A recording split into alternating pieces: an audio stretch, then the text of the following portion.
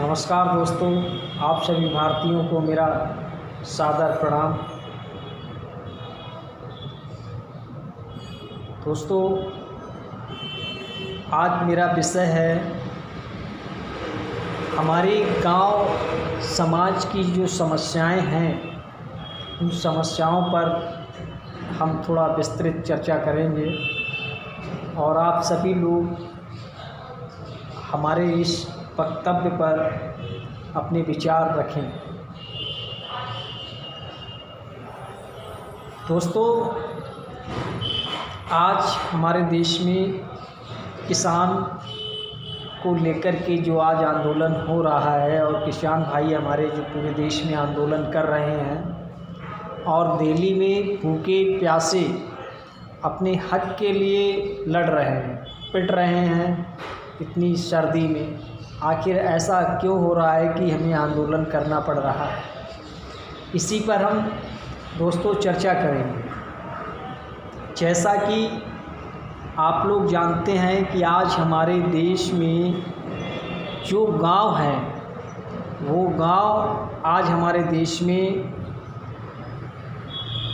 खाली हो चुके हैं, युवाओं से खाली हैं और समस्याओं से ग्रसित हैं। और जो हमारे गांव हैं वो गांव ना रहे हैं, क्योंकि आज हमारे गांव में युवा शक्ति क्षीण हो चुकी है। और ये युवा शक्ति इसलिए क्षीण हो गई है क्योंकि आज हमारे देश में बेरोजगारी एक बहुत बड़ी समस्या बनकर उभरी है। और इस समस्या का मूल कारण है हमारे देश की बढ़ती जनसंख्या विस्फोट की वजह से आज हमारे देश में बहुत सारी समस्याओं ने जन्म ले लिया है, जिनसे आज मानव जाति की कोई भी ज़रूरत पूरी नहीं हो पा रही है। और ज़रूरत जो कि आज समाज में अराजकता का भी रूप ले रही है, क्योंकि आज समाज में ज़रूरत आम आदमी की जो है सबसे बड़ी ज़रूरत बन गई है कि वह समाज में कैसे जिए, कैसे चले, कैसे खाए, कैसे पहने और कैसे अपने आप को दिखाए। ये आज आम आदमी की ज़रूरत हो गई है। और दोस्तों,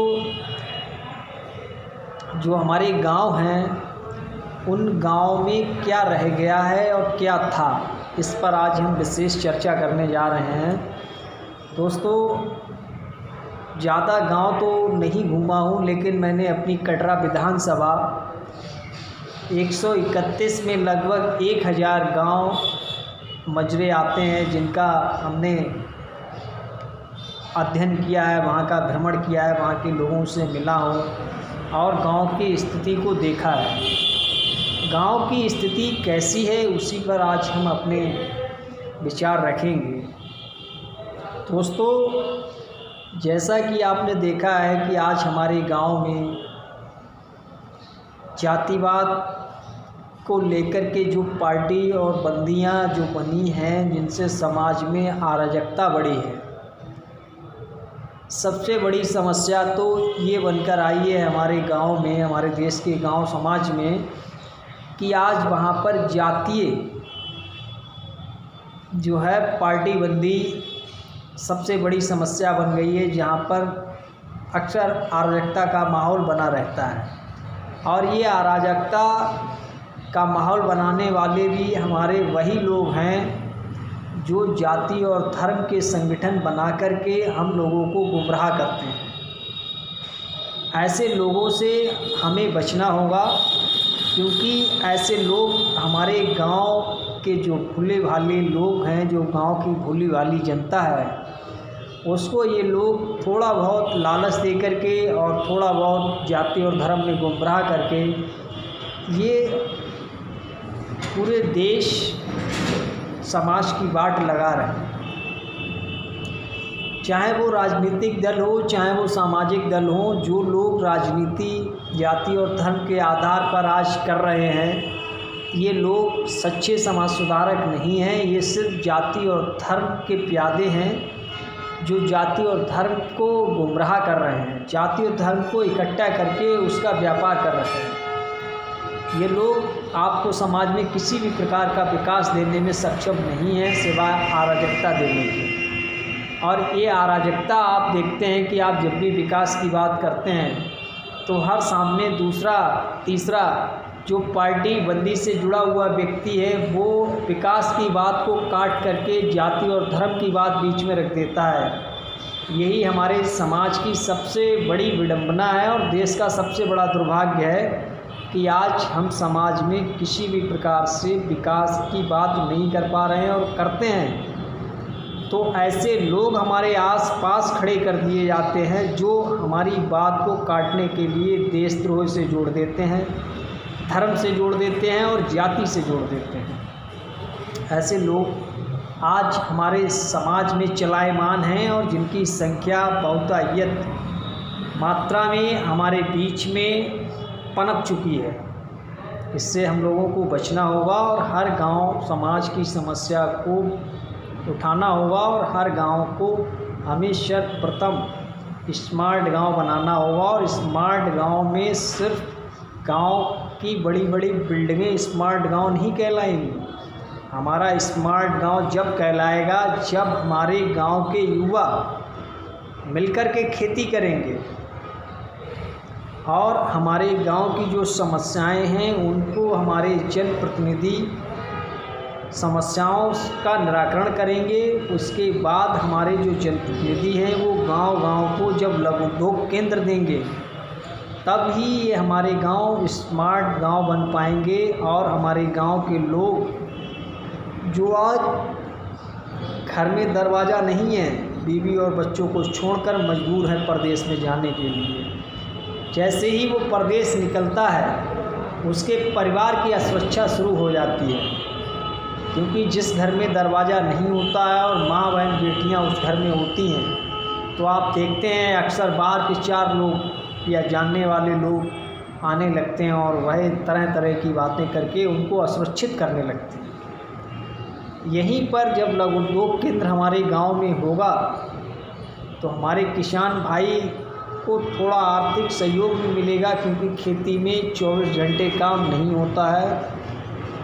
इसीलिए कुछ ऊपरी आर्थिक स्थिति जब तक हमारे किसान भाइयों की नहीं सुधरेगी, उन्हें ऊपरी आमदनी नहीं होगी खेती से अलग हटकर, तब तक ये किसान हमारे देश में आत्महत्या करते रहेंगे और इनको मुआवजा देने वाले देश विदेश में लादियों में बैठकर एंजॉय करते रहेंगे और यहाँ आकर संगोष्ठियाँ और करोड़ों रुपए के मंच लगा करके करोड़ों रुपए के फूल कुचलते हुए ये आम आदमी के जज्बात कुचल जाएंगे। किसमें?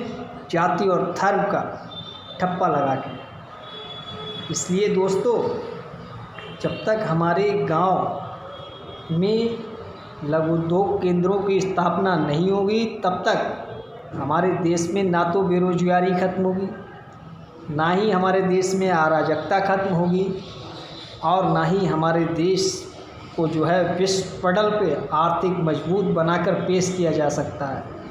जब तक हमारे गांव और गांव के लोग मजबूत नहीं होंगे तब तक इस देश का सपना विश्व पटल पर जाने वाले लोग जो आज संगोष्ठियों पर बैठ कर सम्मान प्राप्त कर के जो लोग आज इस तरीके के भाषण देते हैं, वो लोग सिर्फ और सिर्फ स्वयं विश्व मंच पर जाते हैं, ना कि हमारे देश और समाज को विश्व मंच पर ले जाते हैं।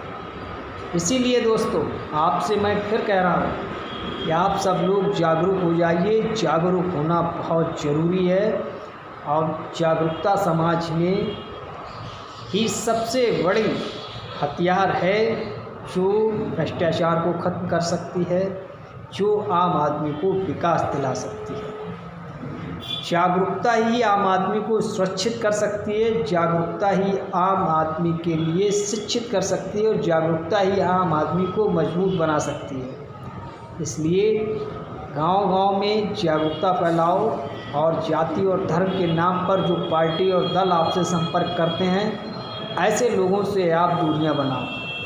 सिर्फ विकास की बात करने वालों को ही आपका सहयोग होना चाहिए, उसी के साथ आपका साथ होना चाहिए जो गरीब के साथ चलेगा, विकास की बात वही करेगा। ज़रूरत आम आदमी को है, लेकिन ज़रूरतमंद आदमी के पास कोई भी जनप्रतिनिधि नहीं भटकता है। 5 सालों में सिर्फ चुनाव के समय ही वो आता है और लेट जाता है, फिर ये भी नहीं देखता है कि हमें किसके पैर छूने चाहिए और किसके नहीं। वह आता है और लेट जाता है। क्या हमारे देश की ये परंपरा है कि लेटने से ही वोट मिल जाता है, पैर छूने से ही वोट मिल जाता है? आखिर हमारा जनप्रतिनिधि आकर के हमें सामाजिक समस्याओं को लेकर के जागरूक क्यों नहीं करता है? उन समस्याओं के ऊपर आकर के वोट क्यों नहीं मांगता है? ऐसे व्यक्तियों से सावधान रहिए। ऐसी पार्टी, ऐसे दलों से आपको सावधान होना पड़ेगा। आज हमारे समाज की जो विडंबना है, जो आज हमारे समाज आसक्ति बन गया है, इससे हमें ये लगता है कि आज हम आज़ादी को बहुत पीछे छोड़ आए हैं और गुलामी की ओर हम फिर बढ़ने लगे हैं दोस्तों। इसीलिए आप सब लोग हमारे जो स्मार्ट गांव हैं उनकी पैरवी करो और गांव-गांव में लघु उद्योग केंद्रों की स्थापना करो। जब तक ये काम नहीं होगा तब तक किसान आत्महत्या करते रहेंगे, युवा प्रदेश में जाकर मरते रहेंगे और उनका शोषण होता रहेगा। और ये सरकार चलाने वाले ये स्वयं अब विश्व पटल पर और विश्व में, देश विदेश में स्थापित करते रहेंगे, मगर आपके लिए कुछ भी नहीं मिलेगा तो सिर्फ जाति और धर्म का एक ठप्पा।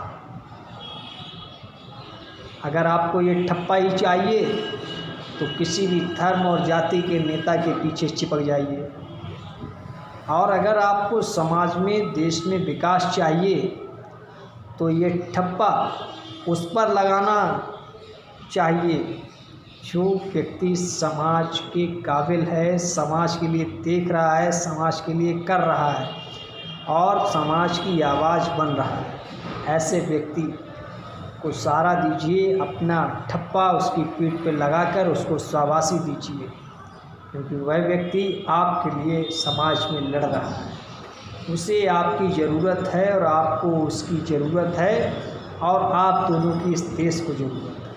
इसीलिए दोस्तों, आप सभी लोग जागरूक हो जाएं और ज़्यादा से ज़्यादा अपने गांव में लघु उद्योग केंद्रों की स्थापना करने के लिए अच्छे से अच्छे विचार सरकार के लिए भेजिए। जय हिंद, जय विजय।